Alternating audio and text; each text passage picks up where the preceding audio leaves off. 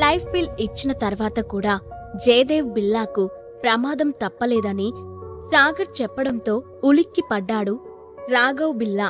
అతను ఒక్కసారిగా మిన్ను విరిగి మీద పడ్డట్లు షాక్ అవుతూ, మిస్టర్ సాగర్, మీరు ఎందుకిలా మాట్లాడుతున్నారు? మా నాన్నగారికి ఇంకా ఏదైనా సమస్య ఉందా అని భయంగా అడిగాడు. అప్పుడు సాగర్ చిన్నగా నిట్టూర్చి అతనితో ఏదో చెప్పాలని అనుకున్నాడు. కాని ఎలా చెప్పాలో తెలియనట్లు తడబడుతూ ఆగిపోయాడు. అది గమనించిన రాఘవ్, సాగర్, మీరు ఏదైనా చెప్పాలనుకుంటే నిస్సంకోచంగా చెప్పండి. మీరేం చెప్పినా నేను నమ్ముతాను. త్వరగా చెప్పండి ప్లీజ్ అంటూ కంగారుగా అడిగాడు. అప్పుడు సాగర్ చిన్నగా తలూపి, నిజానికి ఇందులో దాచాల్సింది ఏమీ లేదు. మీ నాన్నగారి పరిస్థితి మీకు ఇప్పటికే తెలుసు.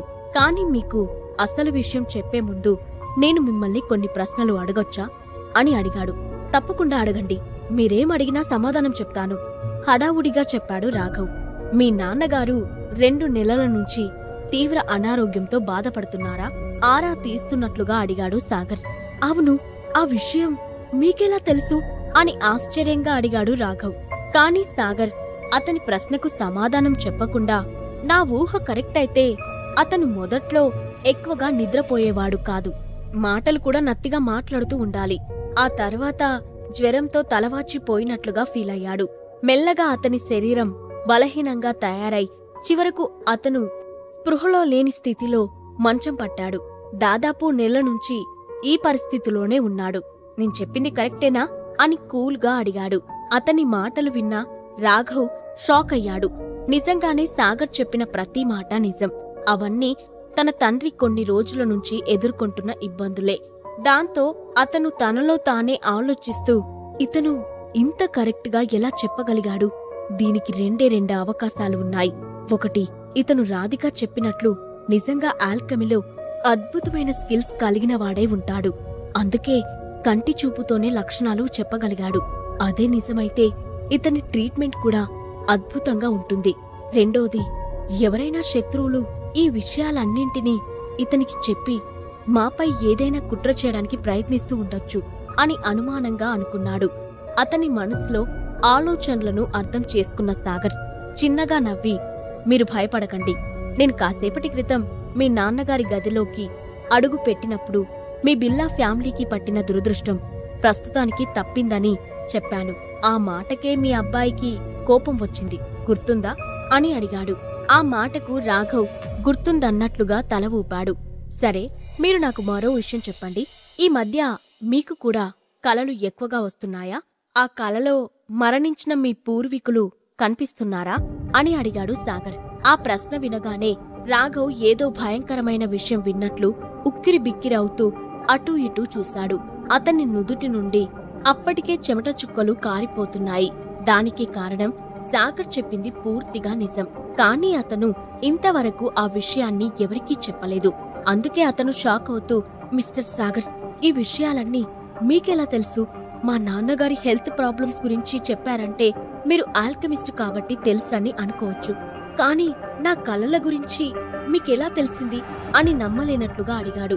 కాని సాగర్ ఆ ప్రశ్నకు సమాధానం చెప్పకుండా, దాని గురించి వదిలేయండి. అలాగే మీ నాన్నగారి పరిస్థితి కూడా పెద్ద సమస్య కాదు. కాని దాని మూలాలు జీవన్మరణాలతో ముడిపడి ఉన్నాయి అని చెప్పాడు సాగర్. జీవన్మరణాలా? దిగ్భ్రాంతితో నోరు తెరిచాడు రాఘవ్. అతను ఇంతకుముందు ఎప్పుడూ అలాంటి మాటలే వినలేదు. అవును, మనిషి బ్రతికి ఉన్నప్పుడు అతని సంబంధాలన్నీ భూమితో ముడిపడి ఉంటాయి. కాబట్టి వాళ్ళ మరణాంతరం కూడా వాళ్ళ ఆత్మ భూలోకాన్ని సందర్శిస్తూ ఉంటుంది.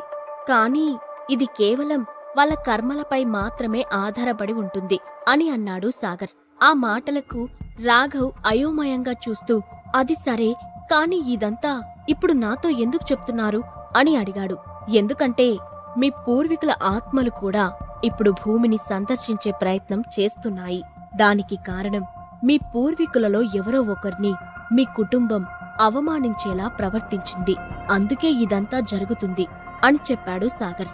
ఆ మాట విని నమ్మలేనట్లుగా నోరు తెరిచాడు రాఘవ్. సాగర్ దగ్గర ఉన్న ఇన్ అండ్ అవుట్ బుక్ లో మనిషిలో జీవన్మరణాల గురించి చాలా వివరంగా ఎక్స్ప్లెయిన్ చేసి ఉంది. సాగర్ దాని గురించి 1కి 2 సార్లు చదివాడు. కాని అందులో ఉన్న కంటెంట్ అతనికి కూడా ఇంకా పూర్తిగా అర్థం కాలేదన్నది నిజం. అంతేకాకుండా ఇలాంటి వాటి గురించి ఎవరికి చెప్పినా నమ్మరు. కాని మనిషికి తెలియని, అతని ఊహకు అందని చాలా విషయాలు ప్రకృతిలో జరుగుతూ ఉంటాయని, వాటిలో ఇది కూడా ఒకటని అనుకున్నాడు సాగర్. అందుకే దాని గురించి ఎవరి ముందు ఎక్కువగా ప్రస్తావించడు. మిస్టర్ సాగర్, మీరేం చెప్పాలనుకుంటున్నారో నాకు కొంచెం క్లియర్గా చెప్తారా? రాఘవ్ ముఖం కూడా గంభీరంగా మారిపోయింది. నిజానికి జయదేవ్ పరిస్థితి పిల్స్ ద్వారా నయమయ్యేది కాదు.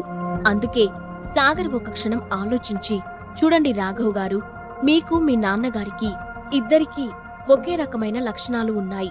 కాని ఒకే ఒక్క తేడా ఏంటంటే, మీ నాన్నగారు వయసులో పెద్దవాడవడం వల్ల అతనిపై ఎక్కువ ప్రభావం పడింది. మీరు వృద్ధాప్యంలోకి వెళ్లేటప్పటికీ మీ పరిస్థితి కూడా ఇలానే ఉండబోతుంది అని క్లియర్గా చెప్పాడు. ఆ మాటలు విని కంగారు పడిన రాఘవ్, కాని సాగర్ గారు, ఇదంతా మాకే ఎందుకు జరుగుతుంది? ఇప్పుడు మేమేం చేయాలి అని భయంగా అడిగాడు. ఇదంతా మీకే ఎందుకు జరుగుతుందనే ప్రశ్న మీరు కేవలం మీ నాన్నగారిని మాత్రమే అడగాలి. మీ పూర్వీకుల విషయంలో ఏం జరిగిందో అతనికి మాత్రమే తెలిసే అవకాశం ఉంటుంది. అలాగే మీ కలలో వస్తున్న వాళ్ళు కూడా ఆ విషయాన్ని మీతో చెప్పుకునే ప్రయత్నం చేస్తున్నారు అని గంభీరంగా చెప్పాడు సాగర్. అతని మాటలు విని రాఘవ్కు ఎలా రియాక్ట్ అవ్వాలో అర్థం కాలేదు. ఇంతలో సాగర్ మళ్లీ మాట్లాడుతూ, కొన్నిసార్లు మనం తెలుసో తెలియకో తప్పులు చేస్తూ ఉంటాం. మీరు కూడా అలాగే చేసి ఉండొచ్చు. వాటిని మీ పూర్వీకులు మీకు తెలిపే ప్రయత్నం చేస్తున్నప్పటికీ మీరు దాన్ని గుర్తించడం లేదు. ఎప్పుడైనా సమస్య పూర్తిగా సాల్వ్ కావాలంటే మనం పై ఉపశమనాలకు ట్రీట్మెంట్ చేయకూడదు. సమస్య మూలాన్ని కనిపెట్టాలి అని డైరెక్ట్ గా చెప్పాడు. సాగర్ చెప్పింది విని రాఘవ్కు నిస్సహాయంగా అనిపించింది. అతను చెప్పింది నిజమైతే తన పూర్వీకులు ఏం చెప్పాలనుకుంటున్నారో ఎలా తెలుసుకోవాలనే భయం అతనిలో మొదలైంది.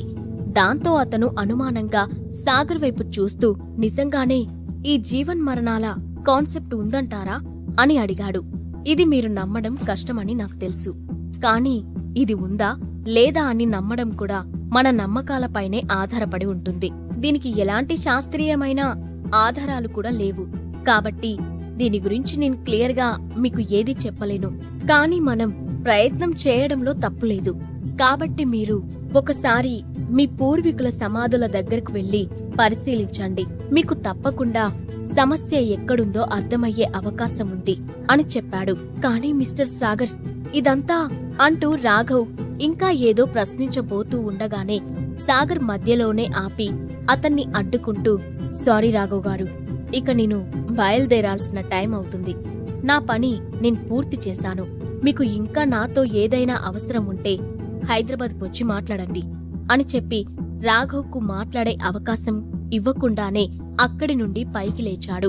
ఇక లైఫ్ పిల్ విషయానికి వస్తే, సాగర్ హైదరాబాద్కు వెళ్లిన తర్వాత మళ్లీ వేలంలో కొన్న మూలికలతో ఆ పిల్స్ తయారు చేయాల్సి ఉంటుంది. అతను ముంబై బయలుదేరే ముందు రోజు రాత్రి తన దగ్గర ఉన్న కొన్ని మూలికలతో లైఫ్ పిల్ తయారు చేయడం ప్రాక్టీస్ చేశాడు. అదృష్టవశాత్తు అతనికి మొదటి ప్రయత్నంలోనే లైఫ్ పిల్ పర్ఫెక్ట్ గా తయారయింది. ఆ పిల్నే అతను జయదేవ్కి ఇచ్చాడు. అదే సమయంలో హైదరాబాద్లోని తన విల్లాలో దిగులుగా కూర్చొని ఉంది అఖిల. సాగర్ ఇంట్లో నుండి వెళ్లిపోయి దాదాపు 4 రోజుల పైనే అవుతుంది. ఉన్నట్టుండి హఠాత్తుగా త్వరలో వస్తానంటూ ఉదయాన్నే మెసేజ్ చేశాడు. కాని ఎప్పుడు వస్తాడో తెలియకపోవడంతో ఆమె సాగర్ గురించే ఆలోచిస్తూ ఉంది. అసలు సాగర్ ఇప్పుడు ఎక్కడున్నాడో ఎలా ఉన్నాడో అనుకుంటూ వెంటనే మొబైల్ తీసి అతనికి కాల్ చేసింది. కాని ఎప్పటిలాగే ఫోన్ రింగ్ అవ్వడం పూర్తయినా అటువైపు నుండి కాల్ లిఫ్ట్ చేయలేదు. ఇంతలో హఠాత్తుగా డోర్ బెల్ మోగింది. ఆ శబ్దం విని కిచెన్లో ఉన్న శైలజ బయటకి వచ్చింది. కాని ఆమె డోర్ దగ్గరికి వెళ్లేటప్పటికీ డోర్ బెల్ ఆగకుండా మోగుతూనే ఉండడంతో ఏదో కొంపలు మునిగిపోయినట్లు, ఇలా ఆగకుండా బెల్ కొట్టేవాళ్లు ఎవరై ఉంటారు? వచ్చేదాకా కూడా ఆగలేనంత అర్జెంట్ పనులు ఏమున్నాయి అని విసుక్కుంటూనే వెళ్లి తలుపు తీసింది. డోర్ తీసిన శైలజ నోట్లో నుంచి మరో మాట బయటకు రాలేదు. ఆమె షాక్ తిన్నట్లు అక్కడే నిలబడిపోయింది. డోర్ బయట ఆమె అత్తయ్య ముక్తాదేవి స్వరూప్తో కలిసి మిగిలిన కొంతమంది ముక్తా ఫ్యామిలీ మెంబర్స్ కూడా నిలబడి ఉన్నారు. మీరంతా ఇక్కడేం చేస్తున్నారు? కంగారు పడుతూనే అయోమయంగా అడిగింది శైలజ. ముక్తా ఫ్యామిలీ మెంబర్స్ ఎటువంటి కారణం లేకుండా తనను వెతుక్కుంటూ రారని ఆమెకు బాగా తెలుసు. ఖచ్చితంగా వాళ్ళు ఈరోజు రావడానికి కూడా ఏదో కారణం ఉంటుందని అనుకుంటూ వాళ్ళ వైపు అనుమానంగా చూసింది. శైలజ, ఎలా ఉన్నావ్? అఖిల ఇంట్లో లేదా? నవ్వుతూ అడిగింది ముక్తాదేవి. దానితో మీకేం పని? కంపెనీలో ఉన్న మా వాటా షేర్స్ ని కూడా తీసుకుందామని వచ్చారా? ఈసారి నా కూతురు వాటా నుండి మీరు ₹1 కూడా తీసుకోలేరు. ముందుగానే తొందరపడుతూ చెప్పేసింది శైలజ. అయ్యో శైలజ, ఎందుకలా మాట్లాడుతున్నావ్? ఆ షేర్ల కోసం ఫ్యామిలీ మొత్తం కలిసి ఎందుకు వస్తాం? చాలా కాలంగా మనం కలుసుకోలేదు కదా, అందుకే మీ ఇద్దరు ఎలా ఉన్నారో చూడాలని మన ఫ్యామిలీ వాళ్ళందర్నీ తీసుకొని నేనే ఇక్కడికి వచ్చాను. ఆ షేర్ల గురించి నువ్వేం కంగారు పడకు అంటూ సౌమ్యంగా సమాధానం చెప్పింది ముక్తాదేవి. ఆమె ఇంతకుముందు ఎప్పుడూ శైలజతో అంత మృదువుగా ప్రవర్తించలేదు. ఇంతలో, మమ్మీ, ఎవరితో మాట్లాడుతున్నావ్? అంటూ సోఫాలో కూర్చొని ఉన్న అఖిల లేచి డోర్ దగ్గరికి వెళ్ళింది. అక్కడ కనిపించిన ముక్తాదేవిని, మిగిలిన ఫ్యామిలీ మెంబర్స్ ని చూడగానే అఖిల కూడా ఆశ్చర్యపోతూ, గ్రానీ, మీరా అని అంది. వెంటనే ముక్తాదేవి ముఖమంతా నవ్వు పులుముకుంటూ, అఖిల, ఎలా ఉన్నావ్ అని అంటూనే చనువుగా లోపలికి అడుగుపెట్టింది. ఆమె వెనకే మిగతా ఫ్యామిలీ మెంబర్స్ కూడా వచ్చేశారు. 5 నిమిషాల తర్వాత హాల్లో ఉన్న సోఫాలో అఖిల పక్కనే కూర్చుని ఉంది ముక్తాదేవి. స్వరూప్ ఆమె పక్కనే నిలబడ్డాడు. మిగిలిన వాళ్ళంతా ఆ ఇంటిని చూస్తూ హాల్లోనే కూర్చున్నారు. గ్రానీ, మీరంతా ఇలా వచ్చారేంటి? అక్కడున్న అందరినీ అనుమానంగా చూస్తూ అడిగింది అఖిల. అప్పుడు ముక్తాదేవి గాఢంగా నిట్టూర్చి, అఖిల, మనమంతా ఒక కుటుంబం కదా, ఇప్పుడు ఈ కుటుంబాన్ని కాపాడాల్సిన బాధ్యత నువ్వే తీసుకోవాలి అని అంది. ఆ మాటకు అఖిల అయోమయంగా చూస్తూ, మీరేమంటున్నారు గ్రానీ? నాకర్థం కావడం లేదు అని అంది. ఏం చెప్పమంటావు అఖిల? నీ దగ్గర నుంచి డబ్బు తీసుకొని దానికి బదులుగా షేర్స్ ను నీ పేరుపై రాశాను. ఆ రోజు నువ్విచ్చిన డబ్బుతోనే మనం దివాలా తీసే పరిస్థితి నుంచి బయటపడ్డాము. కానీ బిజినెస్లో ఊహించినంతగా డెవలప్మెంట్ లేదు. దానికి తోడు మన బిజినెస్ పార్ట్నర్స్ అందరూ ఒక్కటై మనల్ని వెన్నుపోటు పొడిచారు. ఒక రకంగా చెప్పాలంటే మన ముక్తా గ్రూప్ బిజినెస్ ప్రపంచం నుండి తుడిచిపెట్టుకుపోతుందని భయంగా ఉంది. అందుకే మనం ఈ పరిస్థితి నుండి గట్టెక్కాలంటే నీ భర్త సాగర్ సహాయం కావాలి. నువ్వెలాగైనా సాగర్తో చెప్పి మనకు హెల్ప్ చేసేలా చేయాలి అని దీనంగా అంది ముక్తాదేవి. ఆ మాట విని అఖిల, శైలజ ఒకరి ముఖాలు ఒకరు చూసుకున్నారు. ముక్తాదేవి ఏం మాట్లాడుతుందో వాళ్లకు అర్థం కాక అంతా అయోమయంగా అనిపించింది. అప్పుడు శైలజ మాట్లాడుతూ, అత్తయ్య, మీరు చెప్పేది నాకు సరిగ్గా వినిపించడం లేదా? లేక మీరే తప్పుగా చెప్తున్నారా? ముక్తా ఫ్యామిలీని రక్షించడానికి సాగర్ ఎందుకు? అతనేం చేస్తాడు? ఈ ఇంట్లో అతని తిండికి, తాగడానికి కూడా ఖర్చులు మేమే భరిస్తున్నాం.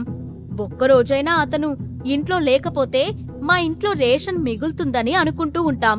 అలాంటి వాడి వల్ల మీకేం లాభం అని అడిగింది. సాగర్ ఇన్ని రోజులుగా అఖిల, శైలజలకు తెలియకుండా దాచిన నిజం నేడు తెలియబోతుందా?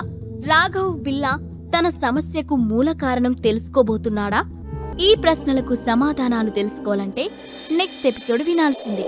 క్రింద ఇచ్చిన లింక్ ని క్లిక్ చేసి పాకెట్ ఎఫ్ఎం యాప్ ని ఇన్స్టాల్ చేసుకోండి. Stay tune to pocket FM.